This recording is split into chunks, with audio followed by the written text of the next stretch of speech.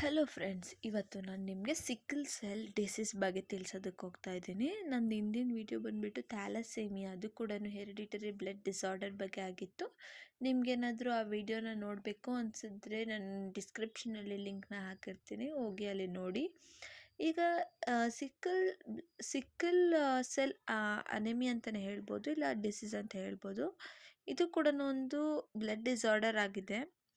ಅದ್ರ ಬಗ್ಗೆ ನಾನು ಇದರಲ್ಲಿ ಹೆರಿಡಿಟರಿ ಡಿಸಾರ್ಡರ್ ಆಗಿದೆ, ಆದರೆ ನಾನು ಈ ವಿಡಿಯೋದಲ್ಲಿ ನಿಮಗೆ ತಿಳಿಸ್ಕೊಡ್ತಾ ಇದ್ದೀನಿ. ಅದಕ್ಕಿಂತ ಮುಂಚೆ ಯಾರ್ಯಾರು ನನ್ನ ಚಾನಲ್ನ ಹೊಸದಾಗಿ ಈ ವಿಡಿಯೋದಿಂದ ನೋಡ್ತಾ ಇದ್ದೀರೋ, ಕೆಳಗಡೆ ಕಾಣುವ ರೆಡ್ ಕಲರ್ ಸಬ್ಸ್ಕ್ರೈಬ್ ಬಟನ್ನ ಕ್ಲಿಕ್ ಮಾಡಿ ಹಾಗೂ ಪಕ್ಕದಲ್ಲಿರುವ ಬೆಲ್ ಐಕನ್ನ ಕ್ಲಿಕ್ ಮಾಡಿ. ಅದರಿಂದ ನಾನು ಹಾಕುವಂಥ ಎಲ್ಲ ಹೊಸ ವಿಡಿಯೋಗಳ ನೋಟಿಫಿಕೇಷನ್ ನಿಮಗೆ ಮುಂಚಿತವಾಗಿ ಬರುತ್ತೆ friends.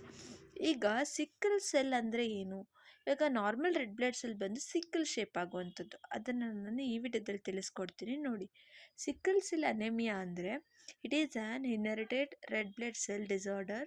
Normal red blood cells are around like doughnuts ಥರ ಇರ್ತವೆ. ಡೋನಟ್ ಅಂದರೆ ಇಲ್ಲಿ ಕಾಣಿಸಿದೆಲ್ಲ ಆ ಥರ ಇರುತ್ತೆ. Normal red blood cells around like doughnuts and they move through small blood tubes in the body to deliver oxygen. ಇವು ನಮ್ಮ ಬಾಡಿಲಿ ಆಕ್ಸಿಜನ್ನ ಕಳಿಸೋದಕ್ಕೋಸ್ಕರ ನಮ್ಮ ಬಾಡಿ ಟ್ಯೂಬ್ಸಲ್ಲಿ ಮೂವ್ ಆಗುತ್ತೆ. ಟ್ಯೂಬ್ಸ್ ಅಂದರೆ ನರ್ವಸಲ್ಲಿ ಮೂವ್ ಆಗುತ್ತೆ. ಈಗ sickle cell red blood cells become hard ಆಗ್ತವೆ. ಸಿಕ್ಕಲ್ ಶೇಪ್ ಆಯಿತು ಅಂದರೆ sticky and shaped like sickles use to cut wheat ಮಾಡ್ತೀವಲ್ಲ, ಆ ಥರ ಅದು ಸಿ ಶೇಪ್ ಆಗಿಬಿಡುತ್ತೆ. When these hard and pointed red blood cells go through the small blood tubes, they clog the follow and break apart. This can cause pain, damage and low blood count or anaemia. ಇದು ಬಂದು ತುಂಬ pain ಆಗುತ್ತೆ move ಆಗಬೇಕಾದ್ರೆ. Sickle cell anaemia is a serious disease in which the body makes sickle shaped red blood cells. Sickle shaped means that red blood cells are like C ಶೇಪಲ್ಲಿ ಇರ್ತವೆ. ಸರಿನಾ friends? Sickle shape ಅಂದರೆ ಏನು? C ಟೈಪಲ್ಲಿರುತ್ತೆ. Wheat cut ಮಾಡೋದಕ್ಕೆಲ್ಲ use ಮಾಡ್ತಾರಲ್ಲ ರೈತರು, ಆ ಥರ ಅದು ಆ ಇನ್ಸ್ಟ್ರೂಮೆಂಟ್ ಇದರಲ್ಲಿ ಶೇಪ್ ಥರ ಬಂದ್ಬಿಡುತ್ತೆ. ಸೊ ಇದಿಷ್ಟು ನಾವು ಸಿಕ್ಕಲ್ ಸೆಲ್ ಅನಿಮಿಯಾ ಬಗ್ಗೆ ನಾರ್ಮಲಾಗಿ ಮೇಲ್ಮೇಲೆ ತಿಳ್ಕೊಂಡ್ವಿ. ಈಗ ಒಂಚೂರು ಡೆಪ್ತಾಗಿ ನೋಡೋಣ. It is an inherited blood disorder that is caused by the presence of mutation in the gene. ಇದು ಕೂಡ ಜೀನಲ್ಲಿ ಏನಾದರೂ ಮ್ಯೂಟೇಷನ್ ಆದಾಗ ನಮ್ಮ ಬಾಡೀಲಿ ಬ್ಲಡ್ ವ್ಯತ್ಯಾಸ ಆಗುತ್ತೆ, ಅದರ shape that encodes the protein haemoglobin that carries the oxygen to the tissues. ಅದೇನು ಮಾಡುತ್ತೆ, ನಮ್ಮ ಬಾಡಿಲಿ ಫಾರ್ಮ್ ಆಗುವಂಥ ಪ್ರೋಟೀನ್ ಹಿಮೋಗ್ಲೋಬಿನ್ ಯಾವುದು ನಮ್ಮ ಬಾಡಿ ಟಿಶ್ಯೂಸ್ಗೆಲ್ಲ ಆಕ್ಸಿಜನ್ನ ಕ್ಯಾರಿ ಮಾಡುತ್ತಲ್ಲ, ಅದ್ರ ಮೇಲೆ ಅಫೆಕ್ಟ್ ಆಗುತ್ತೆ. ಅದು ಒಂದು ಜೀನ್ ಇನ್ಹೆರಿಟೆಡ್ ಆಗ್ತಾ ಇದೆ, ಮ್ಯೂಟೇಷನ್ ಆಗ್ತಿದೆ, ಕರೆಕ್ಟಾಗಿ ಆಗ್ತಿದ್ರೆ ರೆಡ್ ಬ್ಲಡ್ ಸೆಲ್ಸು ಕರೆಕ್ಟಾಗಿ ಫಾರ್ಮ್ ಆಗುತ್ತೆ. ಅದೇನಾದರೂ ಮ್ಯೂಟೇಷನ್ ಆಯಿತು ಅಂದರೆ ಅದು ಫಾರ್ಮ್ ಆಗಲ್ಲ. ಸೊ ಈಗ sickle cell trait versus disease ನೋಡೋಣ. ಟ್ರೇಟ್ ಬಂದ್ಬಿಟ್ಟು typically no health consequences or symptoms ಏನೂ ಇರೋದಿಲ್ಲ. ಡಿಸೀಸ್ ಆಗಿತ್ತು ಅಂದರೆ ಮಾತ್ರ significantly impacts a person's health and causes many symptoms. ಈಗ ಇಲ್ಲಿ ಇಬ್ಬರು ಪೇರೆಂಟ್ಸ್ ಒಬ್ಬರು ಒಂದು ಸೆಟ್ ಆಫ್ ಪೇರೆಂಟ್ಸ್ ಕಾಣಿಸಿದ್ದಾರೆ ನಿಮಗೆ. ಅವ್ರು ಬಂದ್ಬಿಟ್ಟು ಟ್ರೇಟ್ ಅಂದ್ರೇನು, ಅವ್ರಿಗೆ ಹಾಫ್ ಇರುತ್ತೆ, ಹಾಫ್ ಇರಲ್ಲ. ಸ್ವಲ್ಪ ಅಫೆಕ್ಟ್ ಆಗಿರ್ತಾರೆ, ಸ್ವಲ್ಪ ಅಫೆಕ್ಟ್ ಆಗಿರಲ್ಲ. ಸೊ ಈಗ ಅವರಿಬ್ರಿಗೆ 4 ಮೆಂಬರ್ಸ್ ಮಕ್ಕಳಾಗ್ತಾರೆ. ಆ 4 ಮೆಂಬರ್ಸಲ್ಲಿ ಒಂದು ಬಾಯ್ಗೆ ನೋ ಡಿಸಾರ್ಡರ್, ಏನು ಡಿಸಾರ್ಡರ್ ಇರೋದೇ ಇಲ್ಲ. ಸರಿನಾ? ಇನ್ನು ಇಬ್ಬರಿಗೆ ಏನಾಗುತ್ತೆ, ಟ್ರೇಟ್ ಆಗುತ್ತೆ, ಸಿಕ್ಕಲ್ ಸೆಲ್ ಟ್ರೇಟ್ ಆಗುತ್ತೆ. ನೆಕ್ಸ್ಟ್ ಅವರಿಬ್ಬರಿಂದ ನೆಕ್ಸ್ಟ್ ಅವ್ರ ವಂಶ ಹೆರಿಡಿಟರಿಗೆ ಅದು ಟ್ರಾನ್ಸ್ಫಾರ್ಮ್ ಆಗುತ್ತೆ. ಬಟ್ ಲಾಸ್ಟ್ಲಾಗುವಂಥ ಚೈಲ್ಡ್ ಬಂದುಬಿಟ್ಟು ಸಿಕ್ಕಲ್ ಸೆಲ್ ಡಿಸೀಸ್ ಆಗಿ ಬಾರ್ನ್ ಆಗುತ್ತೆ. So this child is affected from sickle cell anaemia or sickle cell disease ಅಂತಲೇ ಹೇಳ್ಬೋದು. ಸೊ ಈಗ ಈ ಫ್ಯಾಮಿಲಿ ಸ್ಟ್ರಕ್ಚರ್ ಅರ್ಥ ಆಯಿತು ಅಂದರೆ ನಿಮಗೆ ಒಂದು idea picture ಬಂದುಬಿಟ್ಟಿರುತ್ತೆ.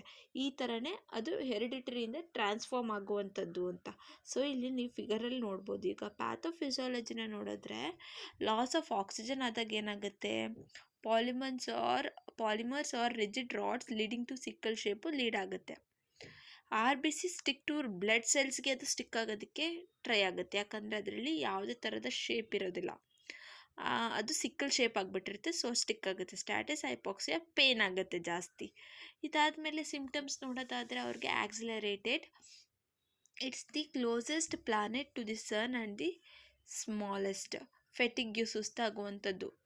Saturn is a gas change and has several rings. Distracted ಅಂದರೆ earth is the third planet from the earth. ಅವರು ನಮಗೆ ಅರ್ಥ ಆಗಲಿ ಅಂತ ವೀನಸ್ ಪ್ಲ್ಯಾನೆಟ್ಸ್ನೆಲ್ಲನೂ ಡಿಸ್ಕ್ರೈಬ್ ಮಾಡಿಕೊಂಡು ಹೇಳಿದ್ದಾರೆ. ಡಿಸಿನೆಸ್ ಆಗುತ್ತೆ, ಸ್ವಾಲ್ ಆ್ಯಂಡ್ ಹ್ಯಾಂಡ್ಸ್ ಸುಮ್ಮನೆ ಊದ್ಕೊಳ್ಳೋದು, ಮತ್ತು ಇರಿಟೇಬಲ್, ತುಂಬ ಅವ್ರು ಇರಿಟೇಬಲ್ ಪಡ್ತಾ ಇರ್ತಾರೆ. ಸೊ ಇದೆಲ್ಲ ಆಯಿತು. ಇವಾಗ ಸಿಕಲ್ಸ್ ಸಿಮ್ಟಮ್ಸ್ ಮತ್ತು complications.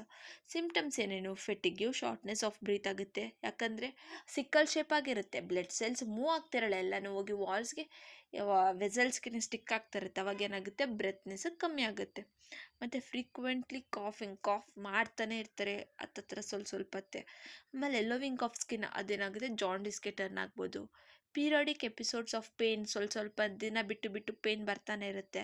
Swelling in hands and feet, ಕಾಲು ಉತ್ಕೊಳ್ಳೋದು, ಕೈ ಉತ್ಕೊಳ್ಳೋದು, ಆ ಥರ ಆಗ್ತಾ ಇರುತ್ತೆ. ಮತ್ತು ಪ್ರಾಬ್ಲಮ್ ಇನ್ ವಿಷನ್, ಕಣ್ಣು ನೋಡೋ ದೃಷ್ಟಿಲೂ ಕೂಡ ಅವ್ರಿಗೆ ವಿಷನ್ನು ಪ್ರಾಬ್ಲಮ್ ಆಗುತ್ತೆ. ಮತ್ತು ಡಿಲೇಡ್ ಗ್ರೋತ್, ಅಂದರೆ ಅವರು ಜಾಸ್ತಿ ಬೇಗ ಬೆಳೆಯೋದಿಲ್ಲ, ಕಮ್ಮಿ. ಯಾಕಂದರೆ ಆಕ್ಸಿಜನ್ ಸಪ್ಲೈ ಇರಲ್ಲ, ಬ್ಲಡ್ ಕೂಡ ಫ್ಲೋ ಆಗ್ತಾರಲ್ಲ, ಸೊ ಅದಕ್ಕೆ ಆ ಥರ ಆಗುತ್ತೆ. ಕಾಂಪ್ಲಿಕೇಶನ್ಸ್ ನೋಡಿದ್ರೆ ಕೆಲವ್ರಿಗೆ ಏನಾಗುತ್ತೆ? ಸ್ಟ್ರೋಕ್ ಆಗಿಬಿಡುತ್ತೆ. ಅಕ್ಯೂಟ್ ಚೆಸ್ಟ್ ಸಿಂಡ್ರೋಮ್ ಕೂಡ ಆಗ್ಬೋದು. ಪಲ್ಮನರಿ ಹೈಪರ್ ಟೆನ್ಷನ್ನು, ಕಣ್ಣು ಹೋಗ್ಬಿಟ್ಟು ಅವ್ರಿಗೆ ಕಣ್ಣೇ ಕಾಣಿಸಲ್ಲ, ಆ ಥರ ಆಗಿಬಿಡುತ್ತೆ. ಬ್ಲೈಂಡ್ನೆಸ್ಸು, ಆರ್ಗನ್ ಡ್ಯಾಮೇಜ್ ಆಗ್ಬೋದು, ಲಿವರು, ಸ್ಪ್ಲೀನು ಎಲ್ಲ ಡ್ಯಾಮೇಜ್ ಆಗ್ಬೋದು. ಲೆಗ್ ಅಲ್ಸರ್ಸ್ ಆಗ್ಬೋದು, ಗ್ಯಾಲ್ ಸ್ಟೋನ್ಸ್ ಆಗ್ಬೋದು, ಪ್ರಿಯೋಪ್ಸಿಮ್ ಆಗ್ಬೋದು. ಮತ್ತು ಅದಕ್ಕೆ ಟ್ರೀಟ್ಮೆಂಟ್ ಏನು? ಫಾಲಿಕ್ ಆ್ಯಸಿಡ್ ಪ್ರಿಪ್ರೇಷನ್ ಆಗಬೇಕು, ಮತ್ತು ಆ್ಯಂಟಿಬಯೋಟಿಕ್ಸ್ ಕೊಡ್ತಾರೆ in the presence of infection ಏನಿತ್ತು ಅಂದರೆ. ಮತ್ತು hydroxyurea, immunisation, intravenous rehydration in case of vasoocclusive pain crisis ಆದಾಗ. ಮತ್ತು ಎರೆಥ್ರೋಪಾಯಟಿನ್ ಅಂತ ಮಾಡ್ತಾರೆ, ಅನಾಲ್ಜೆಸಿಕ್ಸ್ ಕೊಡ್ತಾರೆ, haemo transfusion used in some ಕೇಸಸಲ್ಲಿ ಬ್ಲಡ್ ಟ್ರಾನ್ಸ್ಫ್ಯೂಷನ್ ಕೂಡ ಮಾಡ್ತಾರೆ. ಮತ್ತು ಅನೇಮಿಯಾ ಮತ್ತು ನಾರ್ಮಲ್ ಬ್ಲಡ್ ಸೆಲ್ಸಲ್ಲಿ ನೀವು ನೋಡ್ಬೋದು, ನಾರ್ಮಲ್ ಬ್ಲಡ್ ಸೆಲ್ಸ್ ನೋಡೋದಕ್ಕೆ ಕಟ್ ಮಾಡಿದಾಗ ಹಾಫಲ್ಲಿ ನೋಡಿ ಈ ಥರ ಕಾಣುತ್ತೆ. ಬಟ್ ಸಿಕ್ಕಲ್ ಸೆಲ್ಲಲ್ಲಿ ಅಬ್ನಾರ್ಮಲ್ ಹಿಮೋಗ್ಲೋಬಿನ್ ನೋಡಿದ್ರೆ ಸಿ ಶೇಪು ಈ ಥರ ಆಗಿಬಿಡುತ್ತೆ. ಇವಾಗ ಸಿಕ್ಕಲ್ ಸೆಲ್ ಬ್ಲಾಕಿಂಗ್ ಬ್ಲಡ್ ಇವಾಗ ಫ್ಲೋ ಆಗ್ತಾ ಇರುತ್ತಪ್ಪ ವೆಸಲ್ಸಲ್ಲಿ ನಾರ್ಮಲಾಗಿ. ಬಟ್ ಇಲ್ಲಿ ನೋಡಿ ಅದೇನಾಗುತ್ತೆ? ಸಿಕ್ಕಲ್ ಶೇಪ್ ಇದ್ದರೆ ಅದು ಫ್ಲೋ ಆಗೋಲ್ಲ, ಅಲ್ಲಲ್ಲೇ ಆ ವೆಸಲ್ಗೆ ಹೋಗಿ ಅಟ್ಯಾಚ್ ಆಗುತ್ತೆ, ಸ್ಟಿಕ್ಕಿ ಆಗುತ್ತೆ ಮತ್ತು ಹಾರ್ಡ್ ಆಗುತ್ತೆ. ಸೊ ಆಗ ಅದೇನಾಗುತ್ತೆ? ಅಲ್ಲಿ ಬ್ಲಾಕ್ ಆಗುತ್ತೆ, ಕ್ಲಾಟ್ ಆಗಿಬಿಡುತ್ತೆ, ಬ್ಲಡ್ಡು ಮೂವ್ ಆಗೋಲ್ಲ. ಸಿಕ್ಕಲ್ ಸೆಲ್ ಅನಿಮಿಯಾ ನಾನೊಂದು ಹೇಳಬೇಕಂತ, normal oval or doughnut shape blood cell instead resembles sickle or crescent shape ಅದು ರೆಸೆಂಬಲ್ ಆಗುತ್ತೆ. ಸೊ ಇವತ್ತಿನ ವಿಡಿಯೋ ಇಷ್ಟ ಆಗಿತ್ತು ಫ್ರೆಂಡ್ಸ್. ನಿಮಗೆ ಇದರ ಮೇಲೆ ಏನಾದರೂ ನಿಮಗೆ ಕ್ವೆಶನ್ಸ್ ಇತ್ತು, ಏನಾದರೂ ಡೌಟ್ ಬಂತು, ನಿಮಗೇನಾದರೂ ಇದರಲ್ಲಿ ಇನ್ನೂ ಒಂಚೂರು ನನಗೆ ಡೀಟೇಲ್ಸ್ ಬೇಕು ಆ ಥರ ಏನೇ ಇತ್ತು ಅಂದರೆ ಕೆಳಗಡೆ ಕಮೆಂಟ್ ಬಾಕ್ಸಲ್ಲಿ ಕಮೆಂಟ್ ಮಾಡಿ, ನಾನು ಅದ್ರ ಮೇಲೆ ವಿಡಿಯೋನ ಮಾಡ್ತೀನಿ friends. Thank you for watching.